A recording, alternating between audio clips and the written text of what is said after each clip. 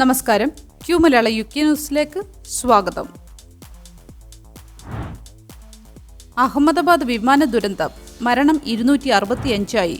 വിമാനം വീണ സ്ഥലത്ത് 5 മരണം സ്ഥിരീകരിച്ചു. കത്തിയമർന്ന വിമാനത്തിൽ ലണ്ടനിലെ മലയാളി നഴ്സ് രഞ്ജിതയും. അഹമ്മദാബാദ് വിമാന ദുരന്തത്തിൽ 265 പേരുടെ മരണം സ്ഥിരീകരിച്ചു.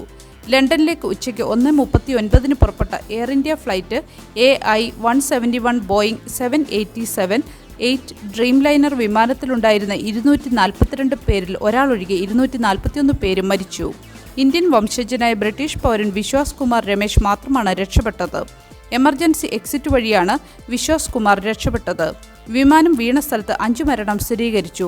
മരിച്ചവരിൽ 4 MBBS വിദ്യാർത്ഥികളും ഒരു ഡോക്ടറുടെ ഭാര്യയും ഉൾപ്പെടുന്നതായി മെഡിക്കൽ കോളേജ് അധികൃതർ അറിയിച്ചു.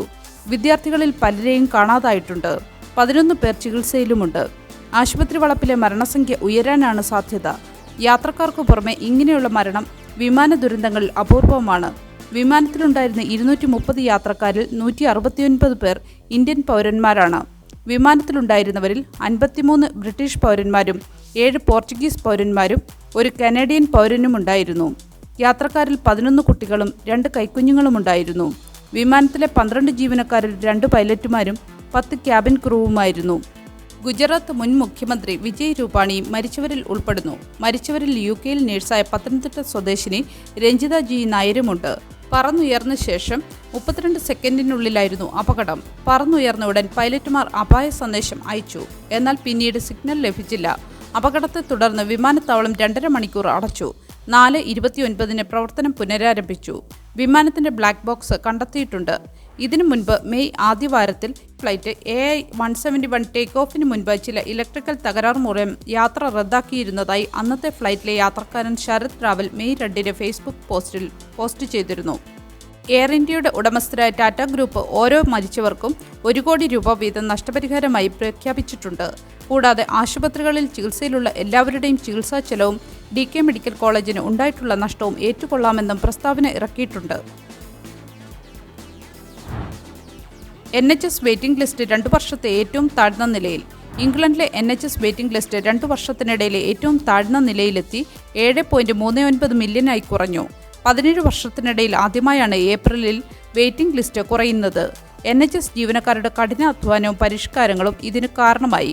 1.45 മില്യൺ ചികിത്സകൾ ഏപ്രിലിൽ നടത്തി. ദിവസേന 72,500 പ്ലാന്റ് ട്രീറ്റ്മെൻറ്റുകൾ.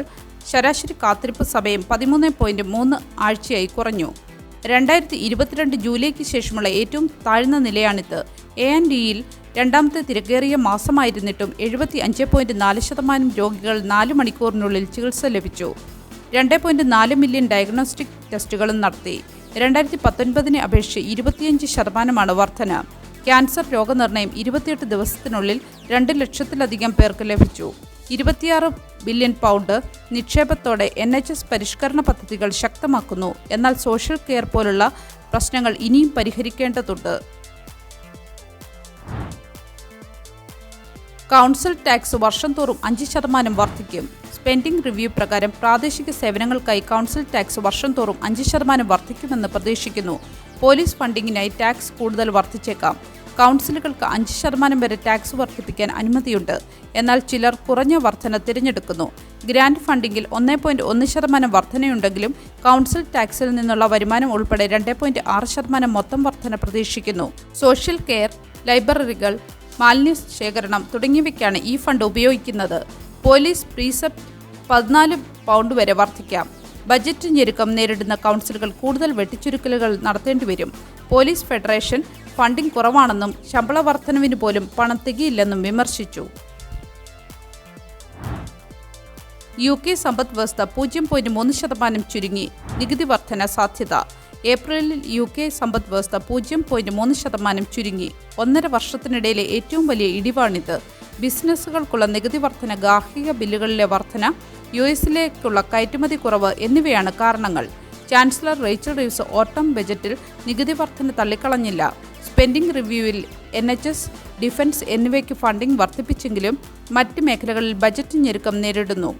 3 മാസത്തെ GDP 0.7% വളർച്ച കാണിച്ചെങ്കിലും സാമ്പത്തിക വളർച്ച കുറഞ്ഞാൽ നികുതി വർധന അനിവാര്യമാണെന്ന് വിദഗ്ധർ മുന്നറിയിപ്പ് നൽകുന്നു. US-ലേക്കുള്ള കാർ കയറ്റുമതിയിൽ 25% തീരുവ ഏർപ്പെടുത്തിയത് 2.7 ബില്യൺ പൗണ്ടിന്റെ കുറവുണ്ടാക്കി. റെയിൽവേ, ന്യൂക്ലിയർ പവർ പോലുള്ള ദീർഘകാല പദ്ധതികൾക്കാണ് ഫണ്ട് മുൻഗണന. എന്നാൽ തൊഴിൽ രഹിതരായ യുവാക്കളുടെ പ്രശ്നങ്ങൾ പരിഹരിക്കേണ്ടതുണ്ട്. നോർത്തേൺ അയർലൻഡിൽ കുടിയേറ്റ വിരുദ്ധ കലാപം രൂക്ഷം. മലയാളികൾ ഉൾപ്പെടെയുള്ളവർ ജോലി ചെയ്യുന്ന സ്ഥാപനങ്ങളിൽ മുന്നറിയിപ്പ്. നോർത്തേൺ അയർലൻഡിൽ സ്വദേശി ബാലിക ലൈംഗിക പീഡനത്തിന് ഇരയായെന്ന കേസിനു പിന്നാലെ പൊട്ടിപ്പുറപ്പെട്ട കലാപം 4 ദിവസം പിന്നിട്ടതോടെ തീവ്രതയേറുന്നു. കൂടുതൽ പ്രദേശങ്ങളിലേക്ക് വ്യാപിക്കുന്നതിനുള്ള സാധ്യത പരിഗണിച്ച് മുന്നറിയിപ്പുകൾ ശക്തമായിട്ടുണ്ട്. കുടിയേറ്റക്കാർ ജോലി ചെയ്യുന്ന സ്ഥാപനങ്ങൾ തങ്ങളുടെ ജീവനക്കാരോട് ജാഗ്രത പുലർത്താൻ നിർദ്ദേശിച്ചിട്ടുമുണ്ട്. ഈ ദിവസങ്ങളിൽ Belfast, Ballymena, Antrim, town abbey, Carrickfergus, Larne, Lisburn, Portadown തുടങ്ങിയ സ്ഥലങ്ങളിൽ പ്രതിഷേധങ്ങൾക്ക് ആഹ്വാനം ഉള്ളതിനാൽ കരുതൽ വേണമെന്നാണ് നിർദ്ദേശം. പ്രക്ഷോഭകാരികൾ ആക്രമണം അഴിച്ചുവിടാനുള്ള സാധ്യത പരിഗണിച്ച് വൈകുന്നേരങ്ങളിൽ പുറത്തിറങ്ങുന്നത് ഒഴിവാക്കാനും നിർദ്ദേശമുണ്ട്. ജാഗ്രത പുലർത്താൻ ആവശ്യപ്പെട്ടും അടിയന്തര സാഹചര്യമുണ്ടായാൽ സഹായം തേടാൻ നിർദ്ദേശിച്ചും മലയാളികൾ ഉൾപ്പെടെയുള്ള വിദേശികൾ ജോലി ചെയ്യുന്ന സ്ഥാപനങ്ങളും മുന്നറിയിപ്പ് പുറപ്പെടുവിച്ചിട്ടുണ്ട്. കുഞ്ഞുങ്ങളുടെ സുരക്ഷയ്ക്കായി വിദേശികൾ കൂടുതലായുള്ള നിശ്ചിത സ്ഥലങ്ങളിൽ പ്രതിഷേധത്തിന് ആഹ്വാനം ചെയ്യുന്ന സന്ദേശങ്ങൾ സമൂഹ മാധ്യമങ്ങളിലൂടെ പ്രചരിക്കുന്നുണ്ട്. ഇതിനിടെ 4 ദിവസങ്ങളിലായി വിവിധ കേന്ദ്രങ്ങളിൽ നടന്നുവരുന്ന പ്രതിഷേധ ആക്രമണങ്ങളിൽ ഒട്ടനവധി പോലീസുകാർക്ക് പരിക്കേറ്റു. അനവധി വീടുകളും വാഹനങ്ങളും അഗ്നിക്കിരയാക്കിയിട്ടുണ്ട്. ലക്ഷ്യമിട്ടുള്ള ആക്രമണം ആരംഭിച്ചതോടെ വിദേശികളെ മാറ്റിപ്പാർപ്പിച്ച് ഒരു വിനോദ കേന്ദ്രത്തിന് അക്രമകാരികൾ തീയിട്ടു. കലാപം ആശങ്കാജനകമാണെന്നും ലൈംഗിക അതിക്രമ റിപ്പോർട്ടുകൾ വേദനാജനകമാണെന്നും പ്രധാനമന്ത്രിയുടെ ഔദ്യോഗിക വക്താവ് പ്രതികരിച്ചു. മഴയും വെള്ളപ്പൊക്കവും. UK-യിൽ yellow alert. England, Wales, Northern Ireland എന്നിവിടങ്ങളിൽ 3 ദിവസത്തേക്ക് മെറ്റ് ഓഫീസ് യെല്ലോ മുന്നറിയിപ്പ് പുറപ്പെടുവിച്ചു. ഇടിയോടുകൂടിയ മഴ, ശക്തമായ കാറ്റ്, വെള്ളപ്പൊക്ക സാധ്യത എന്നിവ പ്രതീക്ഷിക്കുന്നു. ഇന്നു മുതൽ താപനില വർദ്ധിക്കുമ്പോൾ UK health security agency heat health അലർട്ടും പ്രഖ്യാപിച്ചു. കിഴക്കൻ ഇംഗ്ലണ്ട്, ലണ്ടൻ, തെക്ക് കിഴക്കൻ മേഖലകൾ എന്നിവിടങ്ങളിൽ ഞായർ വരെ മുന്നറിയിപ്പ് നിലനിൽക്കും. മണിക്കൂറിൽ 50 മൈൽ വേഗതയിൽ കാറ്റും 3 മണിക്കൂറിനുള്ളിൽ 40 മുതൽ 50 മില്ലിമീറ്റർ മഴയും പ്രതീക്ഷിക്കാം. നോർത്തേൺ അയർലൻഡിൽ രാത്രി 9 വരെ സമാന മുന്നറിയിപ്പുണ്ട്. ലണ്ടൻ അടക്കമുള്ള തെക്ക് കിഴക്കൻ മേഖലകളിൽ വെള്ളപ്പൊക്ക സാധ്യത കൂടുതലാണ്. ന്യൂനമർദ്ദം കാരണം പടിഞ്ഞാറൻ മേഖലകളിലും മഴ പ്രതീക്ഷിക്കുന്നു. അവശരും രോഗികളും ആരോഗ്യ സേവനങ്ങൾ കൂടുതൽ ഉപയോഗിക്കേണ്ടി വരുമെന്ന് മുന്നറിയിപ്പ്.